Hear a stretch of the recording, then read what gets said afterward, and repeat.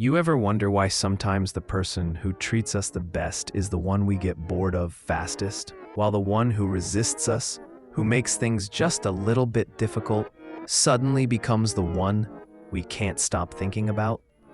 It sounds irrational, even cruel, but psychology says it's real, and the name of the game is cognitive dissonance. Think about it. There's a man with two women in front of him. One is stunning, friendly, generous. She answers his texts right away, splits the bill to show fairness, makes herself available. She's the kind of partner everyone says they want. But here's the twist. Her very availability kills the tension. There's no struggle, no conflict, no mystery. Now compare the other woman. She's not necessarily the most beautiful in the room, at least not by conventional standards, but she makes him wait. She doesn't accept last-minute plans. She responds on her own time. She doesn't give him the instant validation his ego craves. And that, right there, is the trigger. Because suddenly he feels he has to earn her attention. And this is where cognitive dissonance kicks in. The human mind hates inconsistency.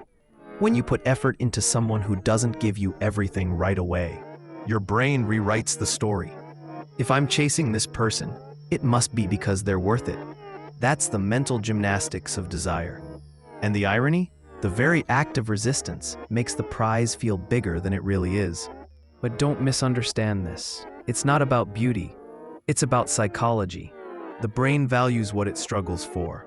Social psychologists call this the effort justification effect, a classic part of cognitive dissonance theory. The harder it feels to win something, the more valuable we convince ourselves it must be. That's why cults make their initiations painful. That's why luxury brands use wait lists. And that's why the harder-to-get partner suddenly feels irresistible. Here's the uncomfortable truth. Most people say they want honesty, kindness, and effort in relationships. And yes, those things matter. But beneath the surface, what hooks the mind isn't comfort, it's tension. It's the unanswered text, the plan that gets rejected, the subtle message that says, "You don't fully own me." That gap creates psychological hunger. By the way, if you're finding this fascinating and maybe a little unsettling, make sure you subscribe right now, because this channel is all about exposing the hidden psychology of attraction, manipulation, and power plays. And trust me, the next part of this video will show you just how deep this rabbit hole goes. Back to our story. Let's imagine this man's perspective. With the generous woman, everything is clear.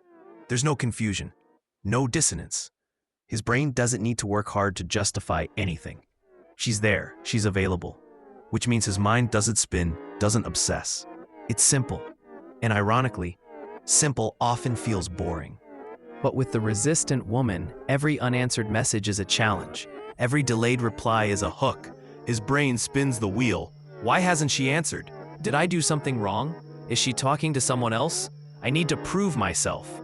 Suddenly, her attention becomes a scarce resource, and the scarcity principle tells us that limited availability increases perceived value. So the paradox is this: kindness and generosity should win. But the dark psychology of human desire often crowns resistance as the victor. It's not fair, it's not ideal, but it is real. And if you've ever been hooked on someone who gave you less than you gave them, you already know how powerful it feels. But here's the twist most people never notice. That dynamic doesn't just happen between lovers. It happens everywhere. Jobs, friendships, social groups. The invitations you wait longer for are the ones you cherish. The bosses who rarely give praise, their compliments feel like gold. The people who hold back just enough attention, they become the magnets of desire. In a moment, I'll show you why this isn't just about attraction, it's about control. And once you see how it works, you'll understand how some people unconsciously weaponize cognitive dissonance to hold power over others. Here's where things get darker, because once you understand how cognitive dissonance and scarcity fuel desire, you also see how easily they can be exploited. The person who resists too much, who strategically withholds, who deliberately creates obstacles, they're not just being hard to get, they're engineering a psychological trap. And the scary part? Most people walk right into it without realizing what's happening. Think of it like this. Your brain is an investment machine. Once you've poured time, energy, and emotion into someone, you want to believe it was worth it. So if they keep you waiting, keep you guessing, keep you struggling, your brain doubles down. You convince yourself they must be special, because why else would you sacrifice so much? That's dissonance reduction at work. You don't want to admit you're chasing something uncertain, so you rewrite the story. This must be love. This must be worth it. And here's the paradox. The generous, available partner doesn't trigger this rewriting process. They don't cause dissonance. You don't have to justify their value. It's obvious, which means your brain doesn't obsess. And without obsession, attraction can feel flat. Now let's zoom out. This principle has been studied for decades. Social psychologist Leon Festinger, who coined cognitive dissonance in the 1950s, showed that when people invest in something difficult or unpleasant, they tend to overvalue the outcome to reduce discomfort. In experiments, participants who endured boring or unpleasant tasks ended up convincing themselves the tasks were more meaningful than they actually were. Translate that into relationships, and the pattern is clear. Difficulty breeds obsession, not ease. But here's the kicker. Difficulty alone isn't enough. If someone pushes too hard, rejects too much, or creates only frustration, the illusion breaks. The sweet spot is unpredictability.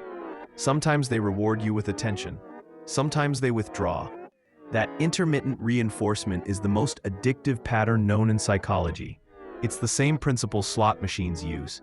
You don't win every time, but you win just enough to keep pulling the lever. That unpredictability wires your brain for obsession. So let's go back to the man with two women.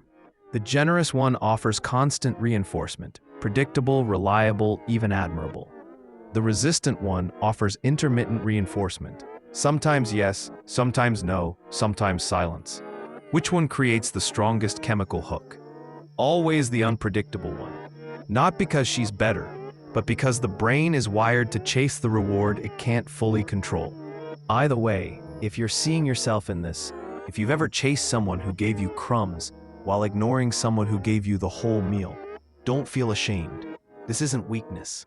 This is neuroscience.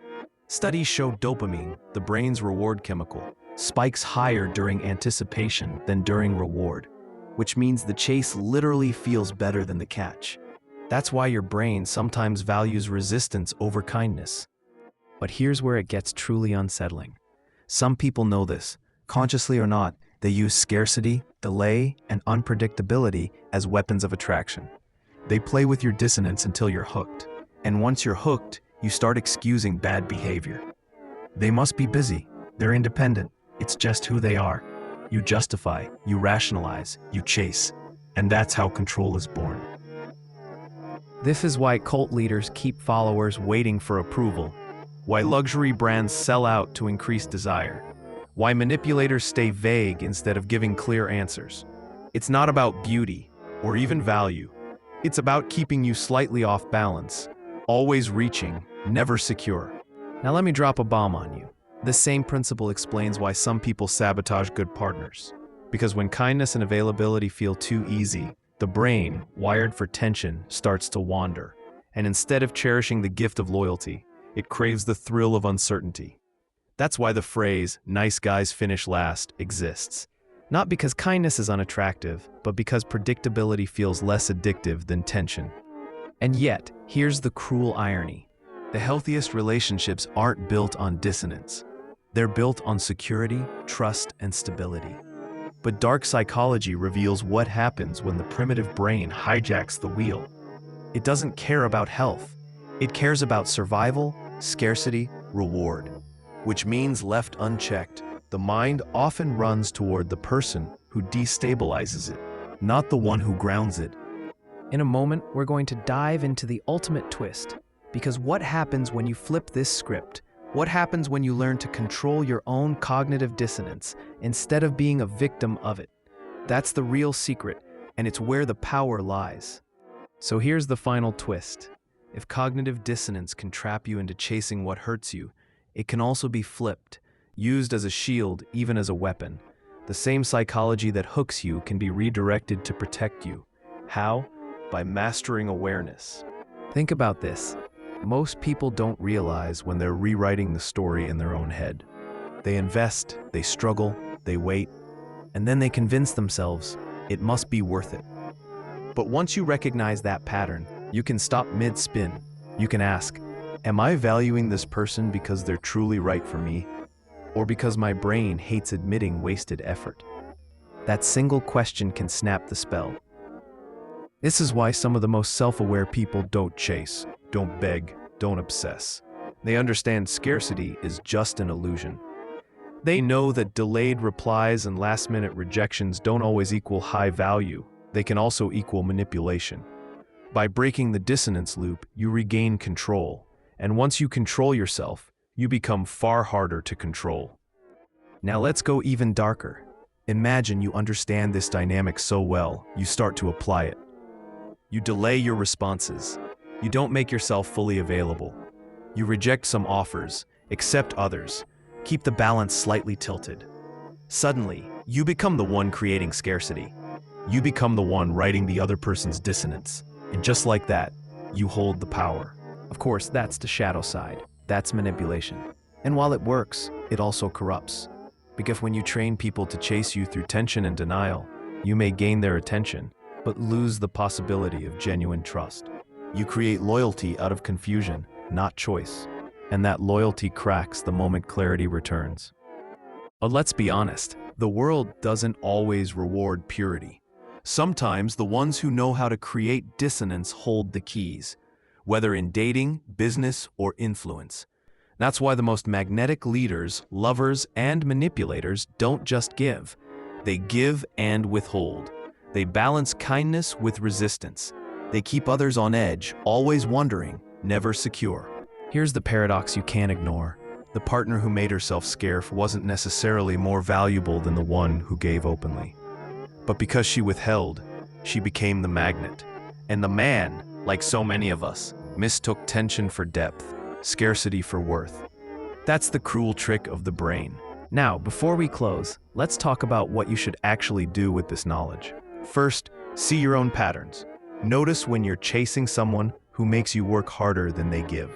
Ask yourself, do I value them, or do I just value the effort I've sunk into them? Second, guard yourself from those who weaponize scarcity. Just because someone makes you wait doesn't mean they're special. Sometimes it just means they're playing with your mind. And third, remember that healthy relationships feel calm, not chaotic. If tension is the only fuel, then obsession isn't love, it's addiction. Either way, if this opened your eyes, and if you're ready for more raw, unfiltered psychology that most people can't handle, make sure you hit that subscribe button right now.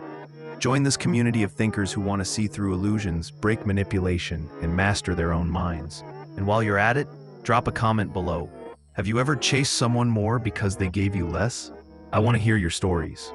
Here's the last reflection. The man from our example didn't choose the kindest, most generous woman. He chose the one who made him wait, who made him wonder. That wasn't a choice of beauty or fairness or logic. That was a choice driven by cognitive dissonance and the pull of scarcity. And if you think you're immune, think again. Every one of us has been there. But here's the truth most people ignore. Once you see the trick loses its power. And when you stop chasing scarcity, you free yourself to choose clarity. That's the art of dark psychology. Not to fall for it, but to see through it. And the moment you do, you stop being the pawn in someone else's game, and you start being the one who decides. Thanks for watching.